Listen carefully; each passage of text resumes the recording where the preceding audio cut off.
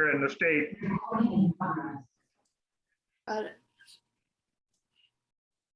Okay, so And, you know, I see they had an article in the paper this morning about up at Corona in regard to the windmills up there. I don't know how big that is. yeah, I didn't catch that this morning yet, but or this afternoon. But anyway, yeah, I'll give I can just launch right into this. Carol, did you have something you were gonna ask? I saw you come up on the screen. No, I was just telling them how interesting you are. And You I hope I could understand what boy. you're talking about. you got a friendly crowd here, Steve. Yeah, and sucking up isn't gonna make the presentation any better. Anyway. Hi, Charlie. Yeah, so I'll, You can just go ahead, Steve. Yep. Really, in terms of getting renewable energy going, our three biggest utilities, investor-owned utilities, PNM, SPS, and EPE. PNM and SPS have figured out that they can make a lot of money by going to renewables. Oh, So, wow. So they don't need a lot of urging. The real issue there is just keeping them from walking away with the farm, because they keep coming up with these proposals that are just outrageously profitable for them and really don't let consumers enjoy any of the financial benefits. So that's the challenge with those two utilities. With El Paso Electric, they are still resistant to renewables. Yes, I can tell. Yes, and you know, they come up with every excuse, but I have to say that the new laws that have been passed by the legislature have given us some tools to, you know, shut that behavior down to some degree. Their new CEO, I think, is more forward-looking than past folks have been. So that's a win, but she's living with a culture that just doesn't want to move forward. And I suspect they would move forward more quickly if it was totally up to her, but she can't alienate everybody who's working for her as the new CEO. Yeah, yeah. So that's how I, you know, personally, that's how I read that dynamic. So as you probably all know, we just did a rate case with EPE, and they got stuck with actually a reduction in rates that we imposed as a result of the rate case. Yeah. They've been asking for about a 6 or 7% increase. And we came back and said, no, you got to do a 3% decrease in your rates. So they're appealing that to the Supreme Court. And, you know, we'll see what happens with that. But I believe those rates are going to go into effect fairly soon. I got to double check. Yeah. And I guess if there's a rollback, it'll have to happen after the new rates go into effect.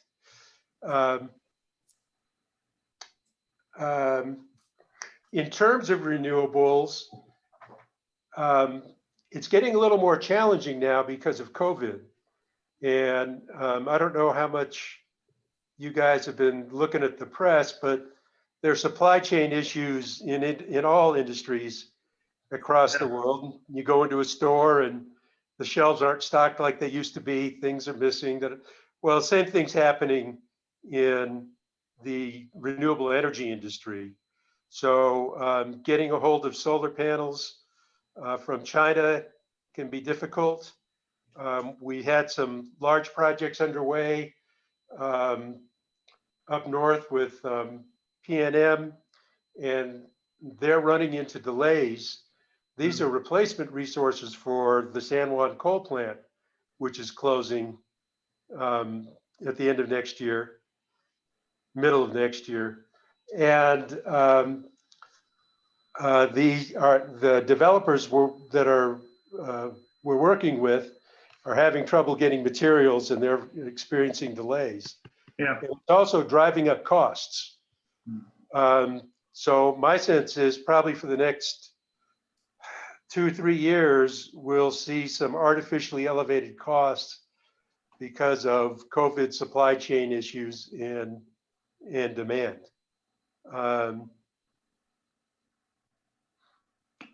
the meantime, we've had a lot of luck with SPS, which is the utility that serves the entire eastern half of the state. And actually, they'll be up to about 45% of the energy they generate being renewable by the end of this year. Wow.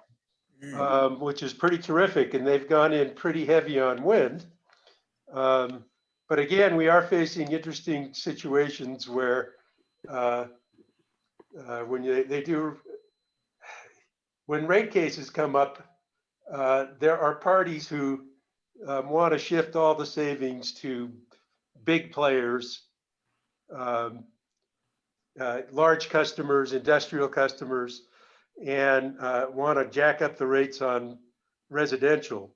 And so we struggle with that in rate cases. How do we get the benefits of renewables distributed fairly amongst all the stakeholders? Yeah. So again, that's the big challenge with SPS. With PNM, you're probably all familiar of what's going on with their proposal for a 280 megawatt combined cycle plant. Are you guys at all familiar with that? No, not really. Well, they'd given us a proposal at the PRC for a group of resources that they wanted to put in place that included some renewable resources, some storage,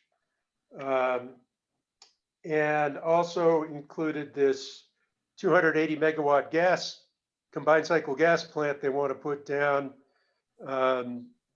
just adjacent to Chaparral. And Chaparral has some ozone issues already. The last thing they want is, another gas burning plant there. When they made that proposal to, when EPE made that proposal to regulators in Texas and New Mexico, we rejected the 280 megawatt combined cycle gas plant for several reasons, but the technical legal reason we rejected it was after the new legislation passed with mandates for a certain amount of renewable energy, they hadn't done anything to respond to that new statute and analyze what their resource mix should be going forward. So that became our legal justification for saying, no, we'll approve these renewable resources, but no, we won't approve this gas plant. Interestingly enough, the cities of El Paso and Las Cruces, their city councils unanimously decided they wanted to reject it. They don't have this much decision-making power, but they just wanted to let regulators know how they felt as communities. But in Texas, their utility regulatory body approved building the gas plant. So that's where we are with that now. What's happening is some local groups have now petitioned the Environmental Protection Agency saying that since we're 13th in particulates and ozone, 13th dirtiest metropolitan area in the country, that the EPA should be denying permits, environmental permits for this plant, based on the fact that we're already in a highly polluted area, particularly down there near Chaparral and El Paso. So that's what's going on with that now. Yeah. I'm going to stop there for just a minute and just see if what I'm saying so far makes sense and people understand it. Any questions so far? Yeah, but do you think that gas plant will eventually be made or not? It depends. Under the Biden administration, we got a different EPA than we had before. Will they stand up? I hope so. Yeah. One thing I know for sure is that if the gas plant is built, New Mexico customers will not be paying for it. No. Because in the New Mexico PRC, we have rejected that proposal, and they can't make us pay for something we didn't want.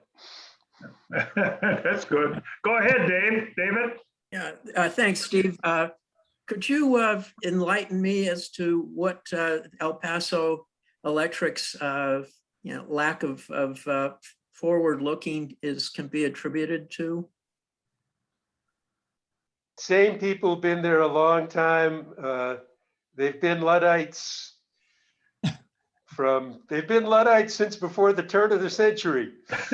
So they've got the same engineers, they've got the same regulatory relations folks. They have an attitude of, even though you gave us a monopoly and even though, you virtually guarantee our income, we can come to you for a rate increase whenever we feel we're not earning properly. They just feel like, and this is with all the utilities, but particularly with EPE, they just feel like regulators are an afterthought and they're there to be run over. And I have to say they're having problems with the commission since I've been on the commission. They've tried to get me disqualified. They do everything they can, but the commission, with all its flaws now, and there's a lot of them, they really do want to be fair to consumers, and they really do want to follow the law.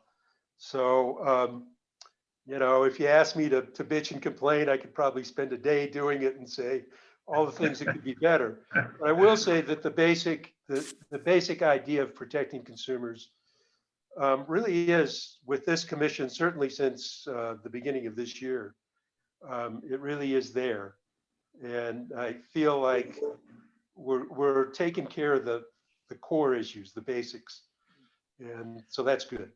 Well, what kind of arguments do they use for not wanting to diversify their means of production?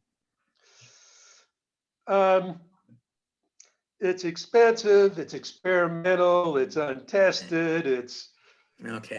and geriatric folks like me, and I'm not including you, just like me. In fact, I've invented a new classification of life stages, and I classify myself as pre-codger. Okay. But pre-codgers like me have been around long enough to know if you decide you can do it, you can get a hell of a lot done. If you decide you can't do it, you can't get anything done. And EPE is a can't do organization. And so much of the challenge as regulators is, how do we steer them into becoming a can do organization? Yeah, what I recently read, I think it was in a New York Times or Washington Post somewhere, that really renewable energy is getting cheaper and cheaper, and the main barrier to changes is that the electric industry, including APE, that's the way they have done it for years, and they just don't want to change. Yeah, it's inertia, it's momentum. They want to pretend that it's been the way it's been for 1,000 years. Well, no, it's only been 50, 70 years that it's been like this. And you know, there was a big change to get where we are today. Well, we can change again. And change is the hardest thing in the world. Yeah, And quite frankly, it doesn't happen until you get new players there. yeah. And that's part of what has to happen. Yeah. And it's the Go same ahead, at the Charlie. And it's the same at the, go ahead, I'm sorry. You had a question, Charlie? Yes, sir. Steve, I didn't quite understand the chaparral thing with the plant. Is it between the EPA and the local governments?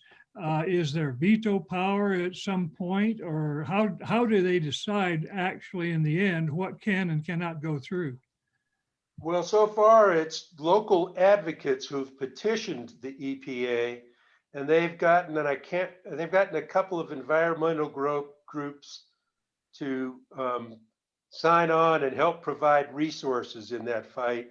I believe one of them is the Sierra Club. So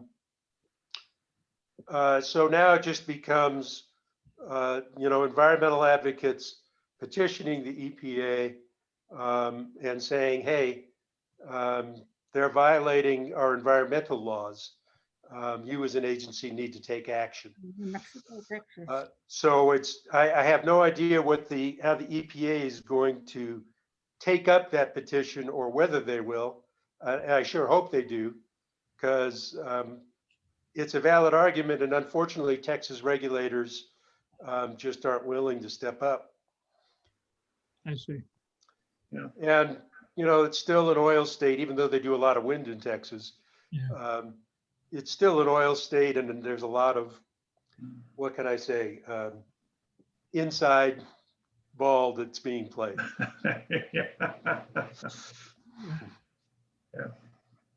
Yeah, well, I think we'd like to know what else is going on at the Regulatory Commission, Steve. I know you have a lot of areas that you, go ahead, Jim? Yeah, thank you very much. I'm glad to hear you talking, and I'm glad you're on the commission for us. I was listening to an environmental lawyer speak recently in Albuquerque, and she was saying, well, there just aren't that many laws on the books. It's legal to pollute. You can spew anything you want out into the air, and there's not much to restrain that. Is that really the case? In many instances, yes. A lot of it has to do with creative lawyering, because on the other side, there's so many laws that contradict each other that are on the books. That's why lawyers get paid a lot of money, or the good ones, is because they know how to pick which laws and how to frame an argument to get a result. And quite frankly, there are laws and there are court decisions, precedents that can take you all kinds of directions. And how do you find someone, skilled enough to put together a case utilizing what's out there? So I think there are areas where environmental lawyers can get more creative. There's an interesting phenomenon going on with some of the larger national groups, environmental groups, is that, to my way of thinking, for those utilities that have figured out they can make great money going to renewables, and they really can, they can make a lot more than they're making now. They've kind of, some of the environmental groups have teamed up with those utilities in a lot of cases before regulatory commissions to push proposals that are great for the environment, but awful for consumers in terms of cost. And so I have to say, I do have a concern that with all the great work environmental groups have done in New Mexico, and that I hope they continue doing, I think we've got a little bit of a deal with the devil going on here that really penalizes consumers. And the fact is, we can take care of consumers and move to renewables without any problems. And I'm dismayed, quite honestly, to see so often that environmental groups are willing to take residential consumers and small business consumers and throw them under the bus, quite frankly. And, you know, I've been very outspoken about that. I've been outspoken about it with the environmental groups. Yeah, let's keep doing the environmental work, but hey, don't you, particularly in New Mexico, where poverty is just so rampant and lots of people can't afford their utility bills. Yeah, we got to take care of both, and we can take care of both. So for me, that's a little bit of a battle that, you know, it's a battle that we need to fight as well. I know, Steve, that you got your solar on your house before I did, but I've had mine about 7-8 years. And like this past year, all of a sudden I used to get $50 to $100 back every month. All of a sudden I'm getting administrative fees. What's changed, do you know? Well, they have, so you were getting RECs. Probably what's happened, and I don't know until we take a look at your specific bill. Yeah. But those renewable energy certificates, they're called, you were getting paid a certain amount of money for those. Yes, so I mine expired recently. I was getting 13 cents a kilowatt hour. I put my system in 2008. You were probably getting 7 or 8 cents. I'm not quite sure, a kilowatt hour. Yeah, I was something like that. But those expired. Mine expired after 13 years. I don't know. No, mine expired after about 8 years. Yeah, so Right. you need to basically inquire with them directly and just ask about the bill and be sure that it was correct. But those certificates are phasing out for many of those customers.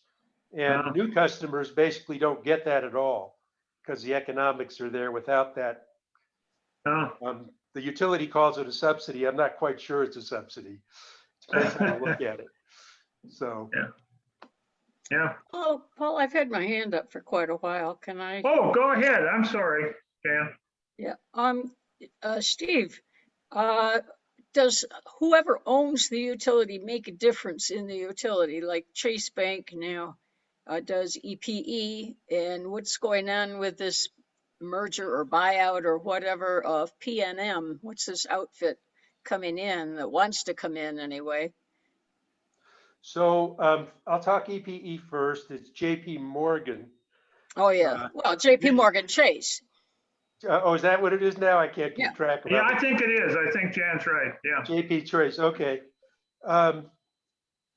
But anyway, it's one of their private equity funds that now owns the utilities, that owns EPE. And a lot of private equity and smart investors such as Berkshire Hathaway, Warren Buffett, have been investing in utilities. And that's because they figured out that utilities are a great deal. And this, again, I believe is unfair to consumers. And it was one of the arguments in the EPE rate case. Utilities across the country are getting 9 and 10% return on equity awarded to them by regulators. Well, and the regulatory and the industry and regulatory folks have come up with these complicated formulas that they battle over during rate cases about how much of a return utilities deserve.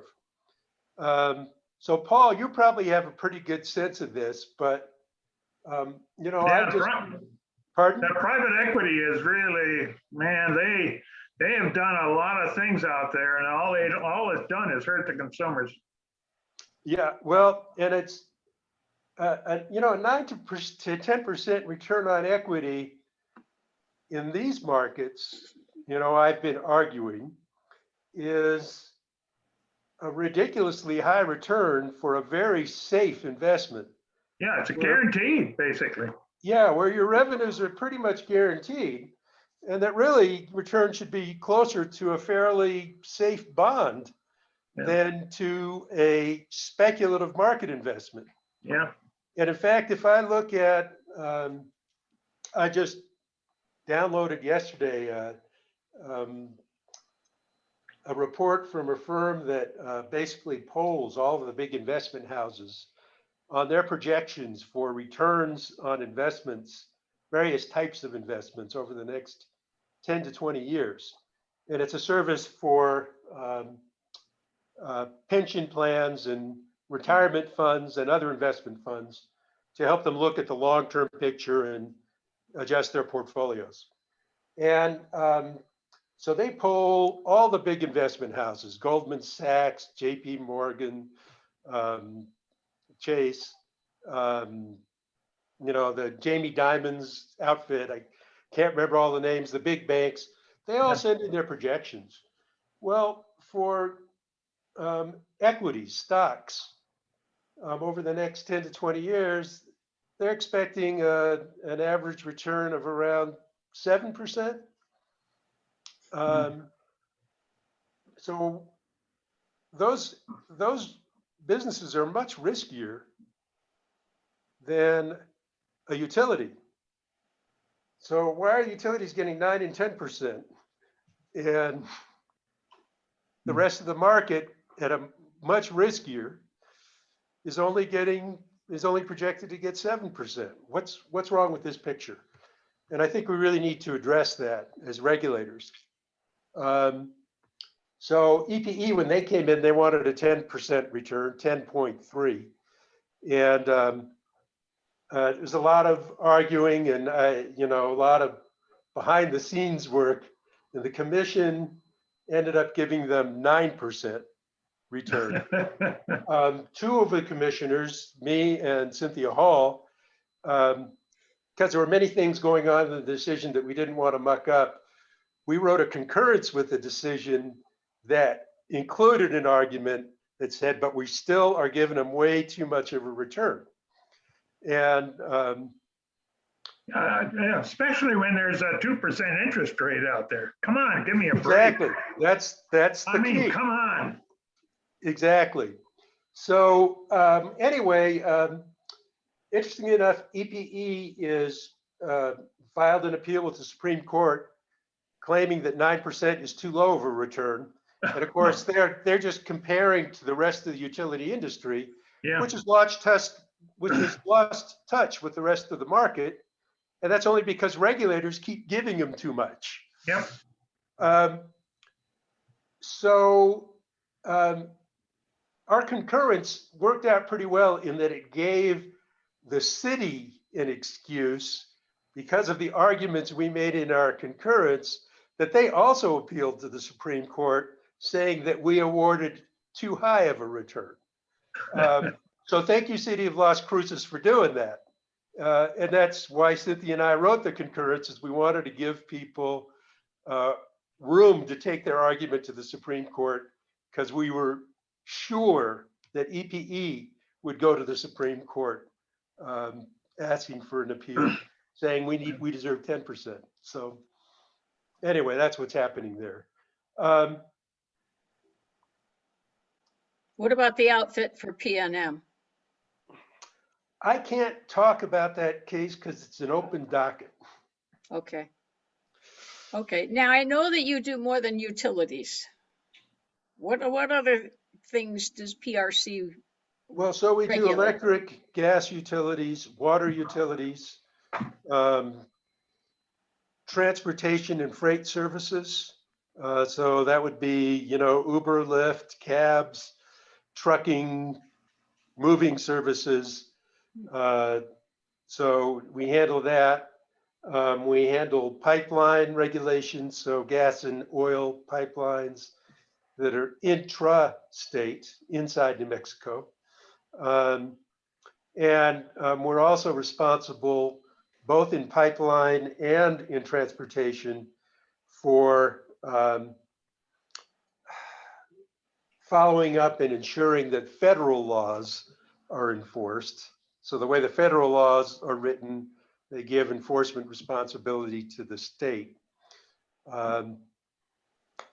We don't have any budget for for compliance staff. So to a large degree, we have to wait for complaints before we can act on something, which is basically completely inadequate in my judgment. But that's where we're stuck right now, and we need to fix it. There's a move afoot, which I support legislatively, to move non-utility functions out of the PRC and increase the focus on utility regulation.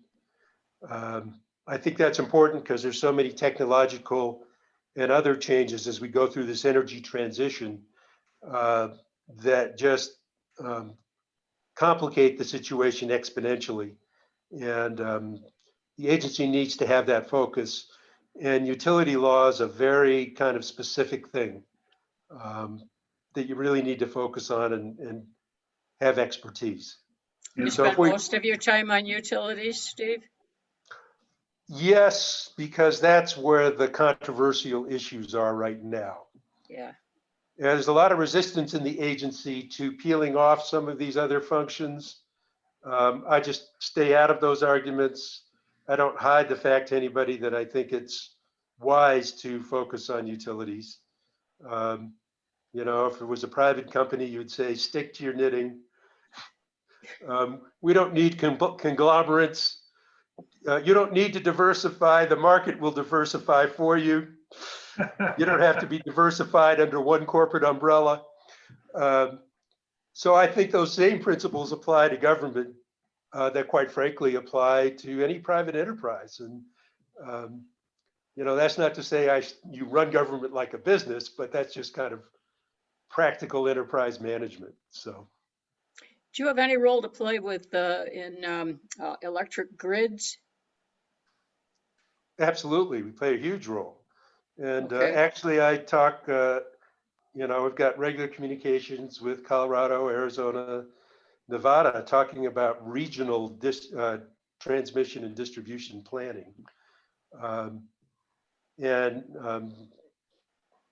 Trying to move folks to more efficient and effective coordination of that planning and more effective use of resources over a wide geographic area. Because, you know, when we're generating wind here, that's a great time to send that wind to California because they're hitting their peak usage hours. That's when their duct curve is rising. And it'd be great to have transmission to serve that. We don't have enough right now. So those are the kinds of problems that we want to solve regionally. The biggest issues there are the money. I mean, we can do it, but people are so busy arguing over who's going to get the money that we're in court and we don't get it done. So how do we get past that? And that's the challenge. So I'm walking into the kitchen to take the bread that I'm baking where the alarm just went off. So if you see me. I think, Charlie, you had a question or a comment. Yes, I'm curious about, Steve, you didn't mention the telecommunications. I assume that you have something to do with that, but we're in Alto right now with TDS and we have great Zoom capability here. In Cruces, we can't find somebody who issues reliable telecommunications. Do they actually still have like 10% return on their business? So first of all, telecommunications is no longer rate regulated anywhere in the country. So there was a big, quote, free market push for that, which was controversial, and people still have very varying opinions about the wisdom of that move. But that happened 20 years ago, quite honestly. Yeah, I think it happened during the George W. Bush administration. I could be wrong, but I think it did. Pretty much there, pretty much around 2000, early Right. 2000s. Yep. But hang on, I'm throwing this in the oven again. Yeah, as I understand it, Europe has much better telecommunications and internet rates and TV rates than we do. That's my understanding as well. So anyway, as far as the PRC, we have some regulatory functions there, very, very limited. Theoretically, we have some control over quality, but the legislature just passed some laws that basically cut into that authority. So really our regulatory authority is pretty much limited to taking complaints and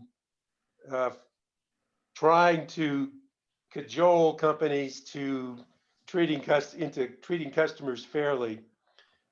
We have 2 people who work on telecommunications on our staff. They're totally overwhelmed. We do have a budget that enables us to subsidize projects to improve services. All that budget goes to to areas of the state that are basically unserved. It really doesn't go to improving poor existing service because there's just not enough there.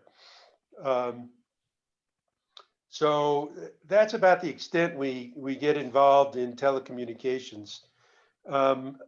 I do believe that we need to take broadband and from a legal standpoint, get back to treating it as a utility. Yeah. Yes. And that it's required service. There's an obligation to serve, similar to what you see for an electric or a gas utility or a water utility. Yeah. So. Yeah, go ahead, David, you had a comment or a question? James You're has muted. his hand up. Okay. Sorry. Once again, I'll display my my ignorance, but to what extent does the PRC have authority over issues related to cybersecurity in the industries that you regulate? We do have authority, and that's particularly in gas, water, and electricity. Again, we have no resources or expertise in that area, and limited budget to engage outside expertise where we need it. I do believe that it makes sense for states to, number one, pass legislation that makes clear what a serious issue that is, and that specifies that certain tools are available so that every time we raise that issue at the PRC, we're not sitting there facing 30 lawyers telling us why we shouldn't be getting our noses in that. The truth is, absolutely we should. It's a core reliability issue. Obviously, there's some overlap with other agencies in terms of national security. That becomes an issue as well because the national security agencies, since the 2000, I'll just go to electricity, since the 2000 crisis that was in California, have suddenly said, oh, well, we need to keep all of our distribution and transportation networks, what there is and how they work, a secret. so that people can't sabotage them. So they've used that to evade oversight by regulators. And I have a hard time believing that you can keep where a transmission or distribution line is a secret. So to me, that seems kind of a ludicrous national security claim. But that has hampered us in terms of being able to assert authority, identify problem areas, not just in terms of cybersecurity, but also just basically in terms of congestion. When is the capacity so limited that, God, if we need to make something available to a new group of customers, can we do that? Or should we, where we're looking at that congestion, a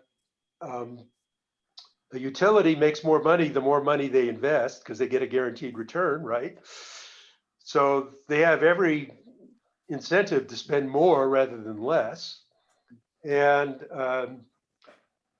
they might come up with an expensive distribution project where maybe we could have installed a lithium ion battery to store some energy, relieve the congestion, and deliver it when it's needed rather than, having to build a whole new set of infrastructure. So those are all issues that we need to face in that transmission and distribution area. And quite frankly, the other piece that's attached to it is, gee, so much of that transmission and distribution infrastructure can also be used to deliver better broadband. But electric utilities and telecommunication companies have trouble reaching agreement, and legislators have not put the appropriate mandates to share infrastructure in place, because when you share infrastructure, it's a lot cheaper. Yeah. So I was going to say, in cybersecurity, don't you need some new state laws to help you? Yeah, we do. They would be helpful. Theoretically, we could do it without the state laws. The problem is that the issues would get hung up in court so long that we'd never get to them. So the legislation is needed to grease the path. So we theoretically would have the authority, but we'd be stuck in the legal system forever. Yeah. Go ahead, Jim. Yeah, I had a question kind of along those lines. I know some people who work for JP Morgan Chase, and they are no slouches. And I'm just kind of thinking, you get a company like that, they have a really deep bench of very high paid, well-qualified lawyers. And I just worry that New Mexico will be so outclassed in its, attempts to, so you're talking about how everybody's arguing over money. Well, sounds to me like you get to the courtroom, it's going to be 10 guys on their side and one underpaid guy on our side, woman on our side, so do you have anything to say to that? I guess that's one of my concerns. Your concern is thoroughly justified, and we were already outclassed before JP Chase took over, and the same issues apply to any holding company that wants to acquire many of our utilities. And of course, SPS in the East State is already part of a huge utility holding company in Xcel Energy. And, obviously PNM is looking to go the same direction. So that is a concern. Some people will argue that you have more resources available when it's part of a holding company. And we're going to see, we saw this in the EPE case, but I think we're going to see it more in the PNM case. There's arguments on both sides of that. That's not a slam dunk. And that's one of the things we have to look at and really evaluate whether that's true, because of various ring fencing and legal issues. there's a valid argument that's not true. And I suppose it depends on each deal and the structure of each deal. And that's part of what we need to dig into as an agency and understand. I had another question on a different topic. I don't know if you've been following it, but there have been numerous, of course, the heat waves, 130 degrees in some places in Canada and stuff like that. Well, then what happens, there's a fire and the power goes out. And so this has woken up people. Now, we lived in Alameda district before, so we were used to our power going out. So we got used to the idea of, okay, it's 115, and I got a generator, frankly, for it. The reports that I've seen in some major newspapers are to the effect that it's going to happen here. It almost happened, I think, 2010, 2011. There was very high temperature. There were fires. The fires threatened to cut off the power from Arizona. I guess we get a lot from a nuclear plant there. Correct. And so all of a sudden they were talking about, okay, keep your windows closed, stay inside, and we might lose power. And now the reporting I've seen on this says it might be as high as, and this could be an underestimate, frankly, 70% of people will be in need of cooling in such a condition. And this is basically predicted to happen. I don't know. And also, current cooling center capacity is about 2% of the population, not 70 anyway.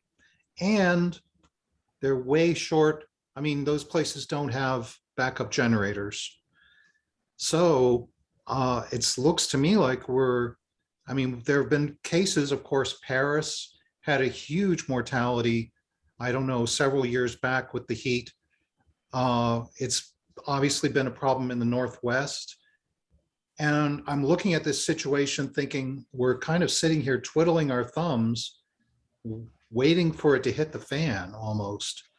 And also I worry that that'll be the reason that people want to get more peaker gas power plants, is they'll be able to bring them online.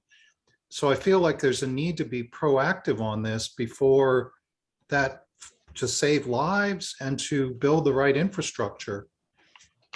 Now, Arizona just did, APS, Arizona Public Service, just announced a program where they're going to be doing $1,250 rebates to anybody who buys a residential behind the meter battery, Tesla. And it is designed to address those kinds of situations. And I'll be interested to see what happens. I know that there are other jurisdictions who, on the East Coast, Vermont and New Hampshire, who have utility companies who are paying monthly subsidies to folks who have bought batteries. They'll pay them 15 or 20 bucks a month for them having a battery. That more has to do with distribution capacity. But the ultimate in reliability is when you can generate your own. You said you have your own generator. It's not subject as much to cyber threats. It's not subject to vandalism or a terror attack. So there's lots of potential wisdom to that. So that's something that, those are the kinds of things that we need to be looking at, as well as the traditional system reliability kinds of issues. And an interesting development that's also going on in the battery storage arena. There's lots of storage technologies apart from batteries that are longer term as well. But there is an iron oxide battery storage technology that's going into a test right now. It's a venture backed by lots of billionaires, including Bill Gates, I believe also by not the Facebook guy, but the Amazon dude whose name I'm forgetting right now. Jeff Bezos. Bezos. Anyway, they're about to go into a test phase, and it has the capability of storing energy for 100 hours, as opposed to our current typical 4-hour, bridge a peak hour kind of storage. And it can do that 100 hours at the same cost as essentially the 4 hours, or at least that's what they're projecting, largely because it uses iron and basically rusting iron oxide process as part of its technology. So the materials are cheap. So I'm really excited to see what they can come up with that. I think when they make a leap forward, if they can make that leap forward, we'll see that wind and solar, because of those cheap storage capabilities, will just become more and more of a no-brainer. And the only issue will become, why in God's name would you ever consider a fossil fuel generating technology? We're getting pretty close to that now, but with that longer, cheaper storage, it'll become, basically just misfeasance or malfeasance for a utility to even consider those technologies. Yeah, I'm looking forward to the time when I can cut the damn cord here from El Paso Electric and with my solar and have battery storage. How far away do you think that is? Well, it's rapidly getting cheaper. And, when you do the financial comparison, you hear all the arguments for centralized utilities, but of course, as soon as it's centralized, you've got all kinds of extra expenses. You're paying for transmission and distribution networks. You're paying for taxes on the service they provide to you. You're paying franchise taxes. There's all kinds of inefficiencies that are built into that. And I haven't seen it yet, but I think that it's getting time that people need to look at the all-in cost of being hooked to a power network versus what it would mean to be on your own. How much more expensive is it really over time? Yeah. So I would say in 5 years, it's very likely that that'll be a very viable calculation to make. And that if you're just pissed off at your power company and worried about increases in the future, certainly for a lot of people, it might be worth it even now. Yeah. Go ahead, Jim. You wanted to? Yeah, sure. It was kind of, well, actually, this is going to be certainly out of the range of your commission, but what about building standards? I mean, my air conditioning is running now because I've only got 6 inches of insulation in the ceiling. But I'm sorry, that's pretty dumb. And so why don't you fix that? You're wasting all of our power. I did ask about that, and I will tell you, I talked to Mr. Ontiveros here in town. Yeah. Basically, he thinks I'm nuts. I'm one heck of a dumb case because I basically want to put a whole new roof on top of the roof that I've got so I can have more insulation. Wow. And the power doesn't cost that much after all anyway, does it? And I'm like, well, look at our weather, look at our air. It costs a lot. And all I know is there are these standards called passive house, and I don't know if you know that one, the German one, and the we stayed in an Earth ship in Taos, built out of garbage, basically, and it's wonderful. And it's actually kind of high-end luxury, never mind off the grid. So, and I'm thinking, as your commission works, you can talk about here are the rates and here's what we would need to provide. But the basic problem is we have all these buildings that leak like heck. And if you had them sealed somehow and insulated correctly, our power needs would drop. Well, Sorry, I'm on a so riff in the here. recent EPE case, where we happen to have a couple interveners who look at these issues and pursue them, the decision that's being appealed creates more effective time of day or time of use rates for the peak hours during the summer, during the day. And basically, if you get onto one of these, you can opt in. If as a consumer you get into one of these rates, our decision guarantees that you will save money, which has been a problem before with past TOU rate designs. So I believe it's from 2 p.m. to 6 p.m. If you sign up for one of these rates, you get a very high rate from 2 to 6 p.m. when there's peak demand and it stresses the system, but you get very low rates for all the rest of the day. And essentially the rates during the peak period are 4 to 5 times higher than the rates for all the rest of the day.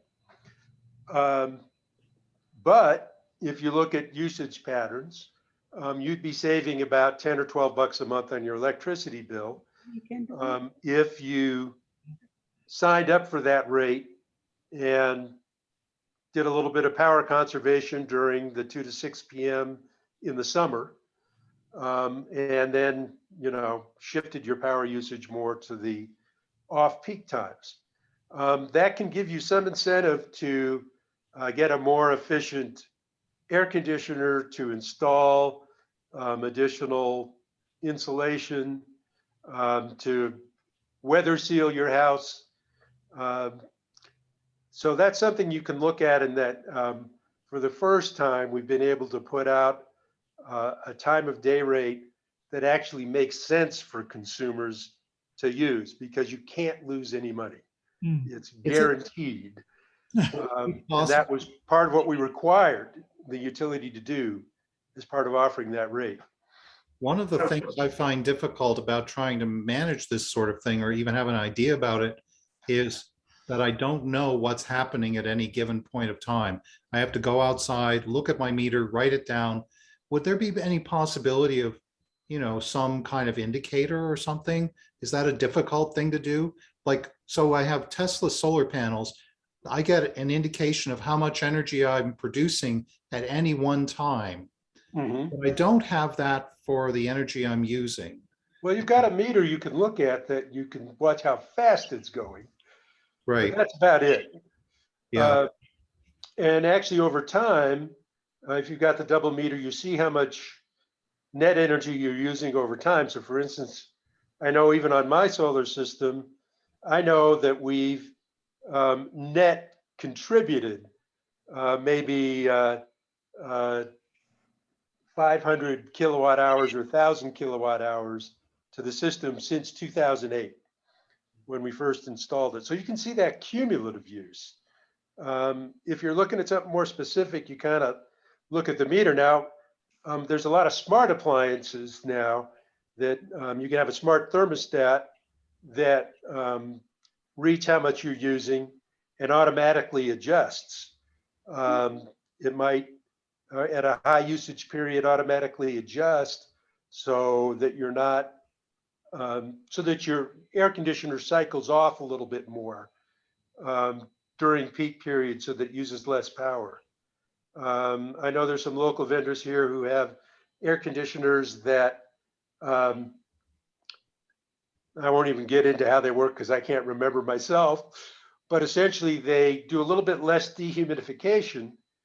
They still do cooling during a peak period, and therefore use a lot less energy during that peak period. So it can, if you did a time of use rate, it would lower your usage during that peak period and enable you to save money. VJ, So I think VJ VJ had a comment. Yeah, VJ. I have two questions. Number one, do you have any idea how much the batteries are costing now? iron oxide whenever it comes around and the one that's available now? And the second question is, do we have a peak hour usage with El Paso Electric now to sign up with them or not?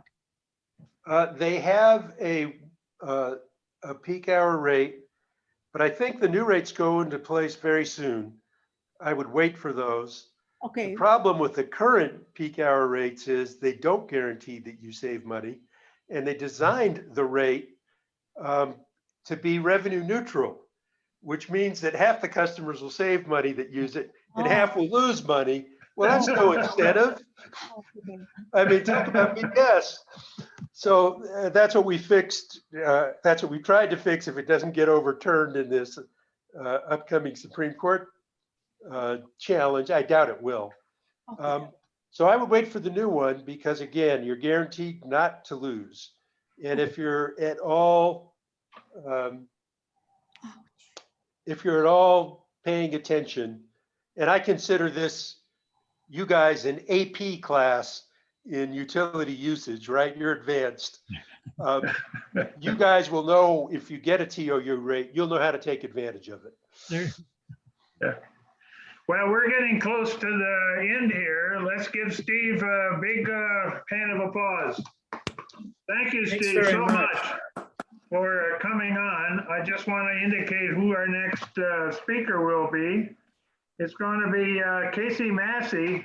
He's public relations for the Farm and Ranch, and he'll talk about what's going on at the Farm and Ranch and what they're planning for the future. So that should be interesting.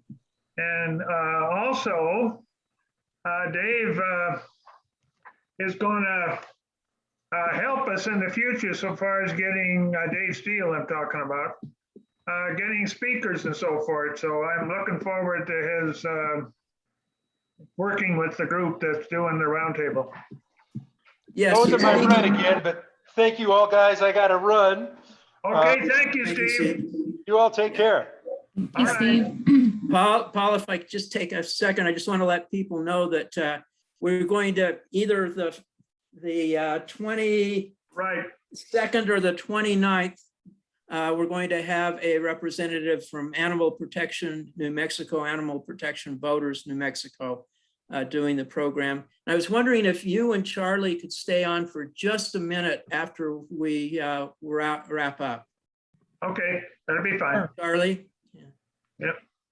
Okay, thanks, everybody. Thank you, everyone.